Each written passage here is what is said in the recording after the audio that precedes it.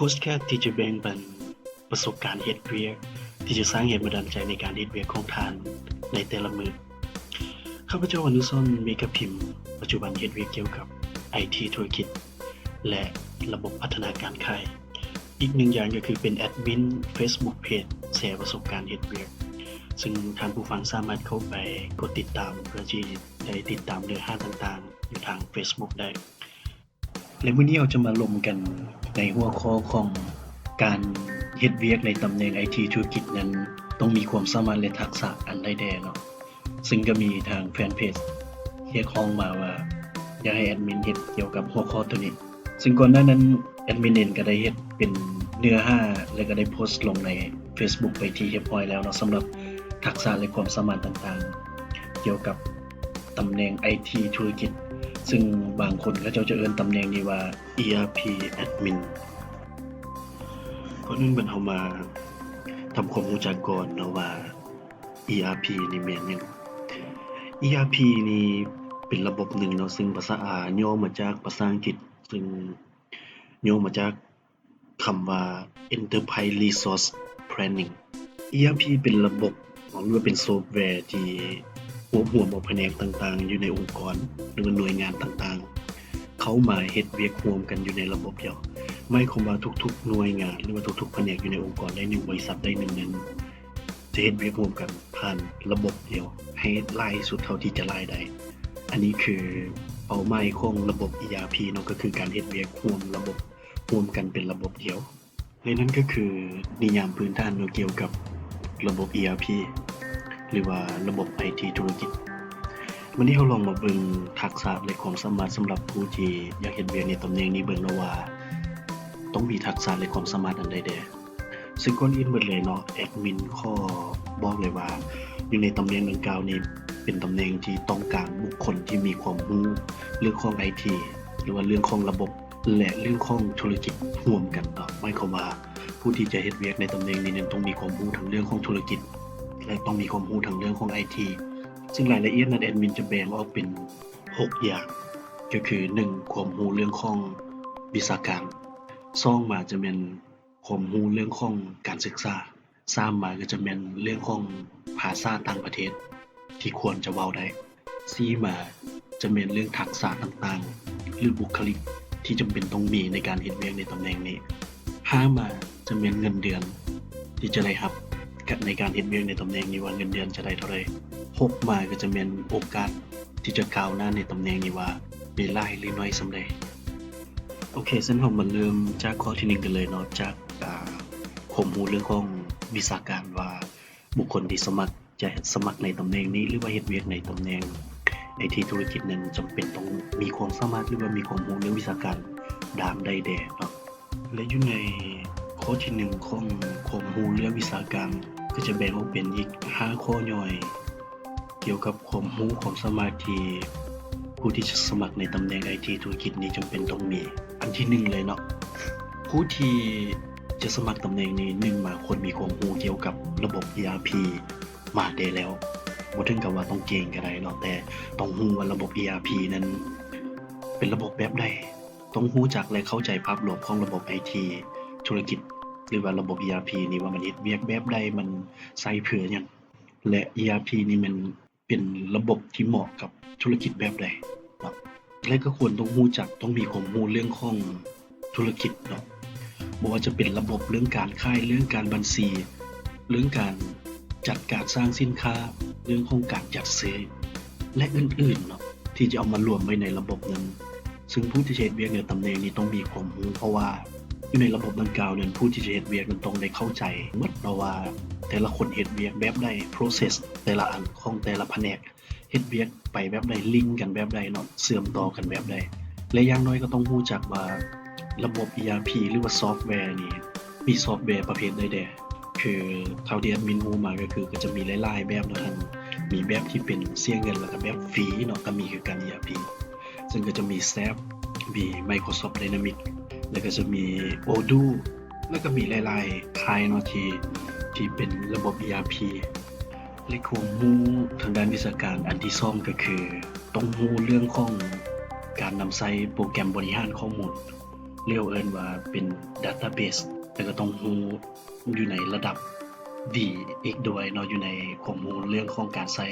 ฐานข้อมูลเริ่มจากทำอิฐก็คือควรจะมีความรู้เรื่องของฐานข้อมูลพื้นฐานนับตั้งแต่ Microsoft Excel แล้วก็ Microsoft Access เนาะซึ่งตัวนี้เรายังจัดเป็นฐานข้อมูลน้อยฐานข้อมูลที่เราใช้อยู่ตลอดคือ Excel นี่ถือว่า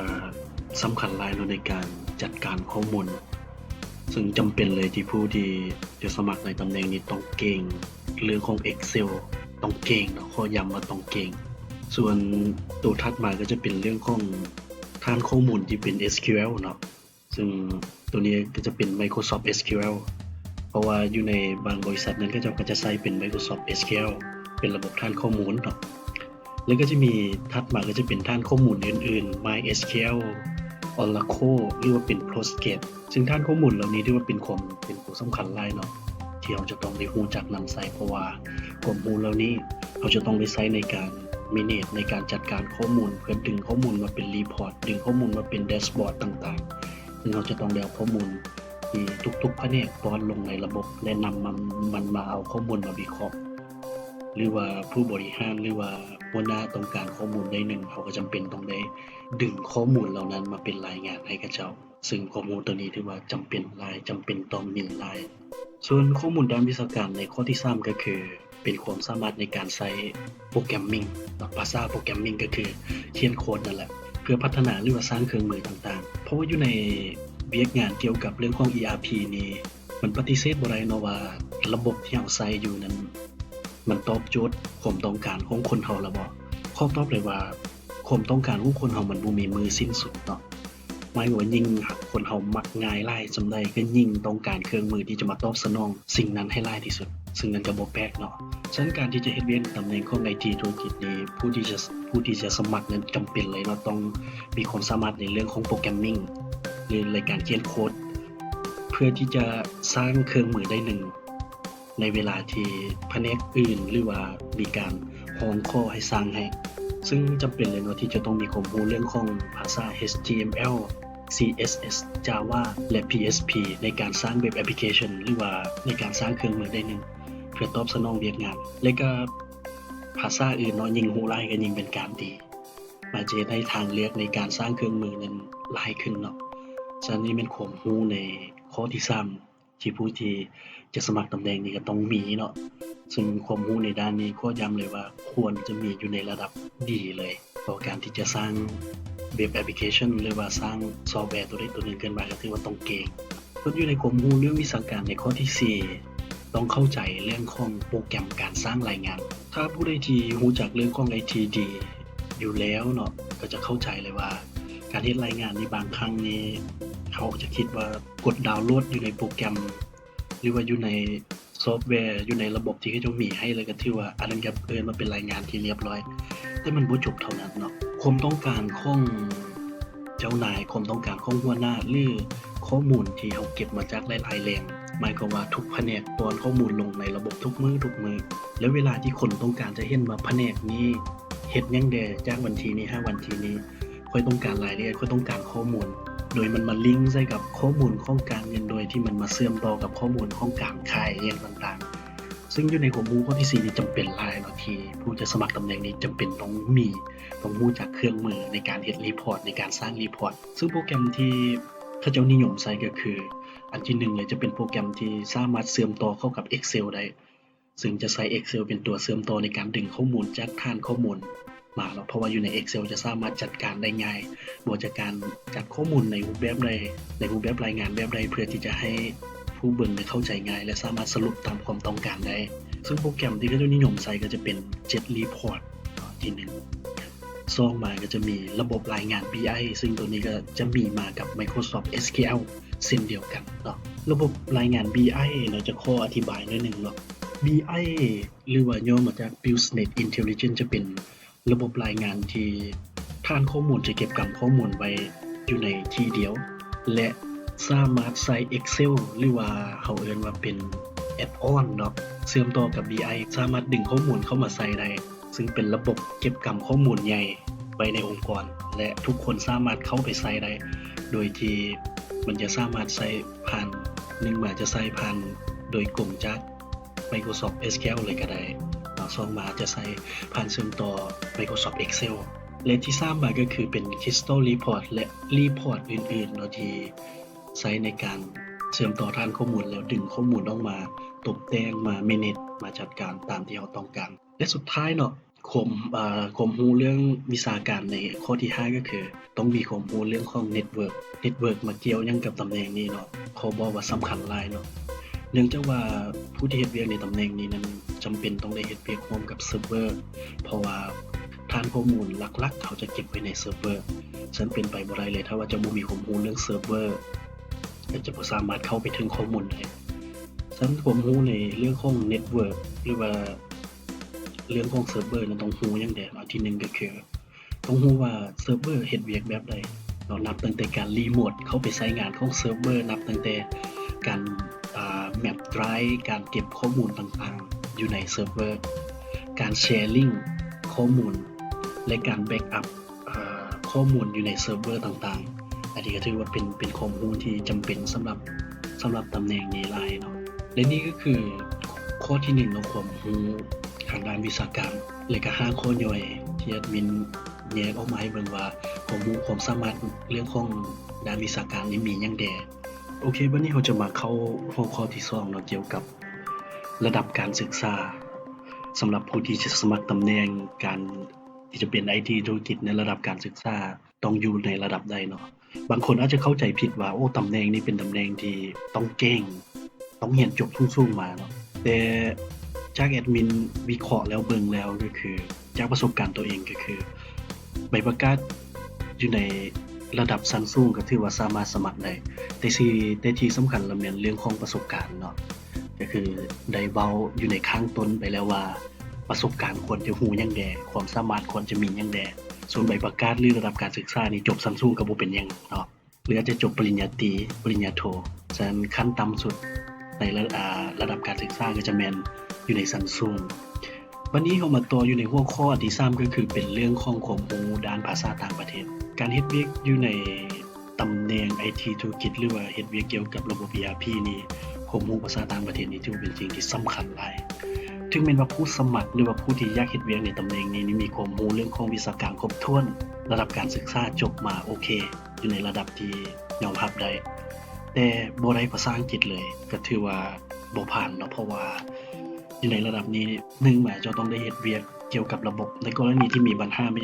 มันจำเป็นที่จะต้องได้เชิญจำเป็นที่จะต้องซอกหาแหล่งข้อมูลที่ส่วนใหญ่เราจะมีแต่เป็นแหล่งข้อมูลของต่างประเทศและที่สำคัญคือบางครั้งอาจจะต้องได้เฮ็ดเวียกร่วมกับผู้ที่ให้บริการดูแลระบบให้พวกเขาก็คือต่างประเทศเนาะอาจจะเป็นอินเดียอาจจะเป็นบริษัทต่างๆที่อยู่ต่างประเทศซึ่งเราจำเป็นต้องได้สื่อสารและร่วมกับพวกเขาอยู่เป็นประจำเพื่อที่จะแก้ไขปัญหาเกี่ยวกับระบบเพราะฉะนั้นจำเป็นหลายที่ผู้ที่จะสมัครตำแหน่งนี้จำเป็นต้องเก่งเรื่องของภาษาอังกฤษบ่ว่าจะเป็นการอ่านการเขียนการเว้าการฟังต้องอยู่ในระดับกลางหรือ5อยู่ในระดับดีเลยและนั่นก็คือความรู้ข้อที่3เนาะก็คือภาษาต่างประเทศที่จำเป็นต้องมีก็คือภาษาอังกฤษนั่นแหละเนาะวันนี้ข้อที่4เนาะก็คือเป็นเรื่องของ personal skill หรือว่าคุณสมบัติทักษะเพิ่มทักษะต่างๆที่จำเป็นต้องมีคือการที่จะเฮ็ดเวียกในตำแหน่งนี้นอกจากจะเก่งเรื่องวิชาการแล้วเรื่องทักษะเรื่องบุคลิกหรือว่าคุณสมบัติที่จำเป็นต้องมีก็ถือว่าหลายอย่างเนาะเพราะว่าการเฮ็ดเวียกอยู่ไสก็แต่เนาะทักษะหรือว่าบุคลิกคุณสมบัติที่เราจำเป็นต้องมีนี่จะบ่แม่นแต่เรื่องที่วิชาการอย่างเดียวเรื่องอื่นก็จำเป็นคือกันเนาะการเฮ็ดเวียกอยู่ในตำแหน่งนี้เนาะสิ่งหนึ่งเลยที่สำคัญที่สุดก็คือต้องเป็นคนที่ต้องเข้าใจ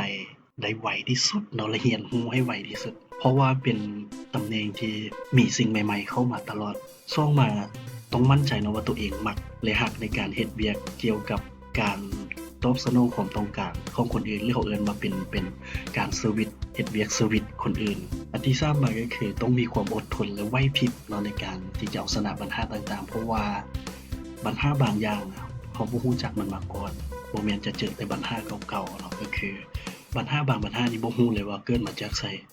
บ่รู้ว่าจะต้องแก้มันแบบใดอีกฉะนั้นความอดทนและไหวพริบในการเอาชนะปัญหานี้ถือว่าสำคัญหลายเนาะ ถ้าเป็นคนที่บ่มีข้อนี้หรือว่าเวลาเจอปัญหาใหญ่ๆเจอปัญหาหนักๆนี่ถือว่ายักถอยเลยแล้วก็ยักออกเลยเราออกจากตำแหน่งดังกล่าวนี้อันที่สี่มาคือต้องเป็นคนที่มีความละเอียดต้องเข้าใจว่าอยู่ในตำแหน่งนี้เป็นตำแหน่งที่ต้องได้เฮ็ดเวียกเกี่ยวกับข้อมูลเฮ็ดเวียกเกี่ยวกับการเฮ็ดรายงานในต่างๆถ้าว่าบ่มีความละเอียดหรือบ่มีแบบแผนในการเฮ็ดเวียกนี่ถือว่าบ่ผ่านเนาะฉันต้องเป็นคนที่ละเอียดและการตัดสินใจก็ต้องไวอีกเวลาที่มีคนมาตั้งคำถามท่านจะว่าระบบเฮ็ดแบบนี้ได้บ่ระบบดึงข้อมูลตรงนี้ออกมาได้บ่ฉันเฮาต้องเป็นคนละเอียดบ่ละเอียดแต่เรื่องเฮ็ดเวียกเนาะต้องละเอียดเรื่องการศึกษานำในการตัดสินใจที่ไวต่อมาก็คือต้องมีความยืดหยุ่นปรับเปลี่ยนได้และสิ่งที่คาดบ่ได้ก็คือคุณภาพของเวียกต้องสม่ำเสมอถ้าดีมาแต่ต้นแล้วก็ต้องดีไปตลอดเนาะบ่แม่นว่าแต่ต้นนี่เฮ็ดดีเนาะแต่เฮ็ดต่อมาแล้วคุณภาพของเวียกต่ำลงส่ำนี้ก็ได้ละส่ำนี้ก็ได้ละบ่ให้คิดแบบนั้นเนาะและถัดมาก็คือสิ่งที่เฮ็ดเวียกร่วมกับคนอื่นสิ่งที่คาดบ่ได้ก็คือแรงกดดันเขาบ่ฮู้ดอกคนที่จะย่างเข้ามาหาเฮาแล้วบอกว่าเฮ็ดอันนี้ให้ค่อยได้บ่เฮ็ดอันนี้ค่อยได้บ่บางครั้งมันก็คือแรงกดดันคือกันว่าบางครั้งเฮาตั้งคำถามว่ามันตรงกับเวียกบ่แต่เฮาก็จำเป็นต้องเฮ็ดเนาะเพราะว่ามันคือคำข้อต้องเข้าใจว่าเวียกตัวนี้เป็นเวียกบริการฉันต้องได้เฮ็ดเวียกภายใต้แรงกดดันให้ได้และสุดท้ายเนาะก็คือการเฮ็ดเวียกร่วมกับคนอื่นต้องเฮ็ดให้มันได้ดีและต้องมีความเป็นทีมเวิร์คที่ดีที่สุดอันนี้ก็คือข้อที่4เนาะก็คือ personal skill คุณสมบัติและทักษะต่างๆที่จำเป็นต้องมีบัดนี้เฮามาอันที่5เนาะก็คือเว้าเรื่องเงินเดือน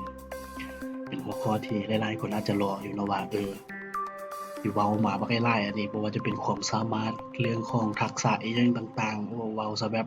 รู้เลยเรามาเบิ่งเงินเดือนนำกันเนาะว่าอยู่ในตำแหน่งนี้เงินเดือนจะได้น้อยได้หลายส่ำใดอยู่ในเงินเดือนเนาะแอดมินวิเคราะห์ไว้ก็คือ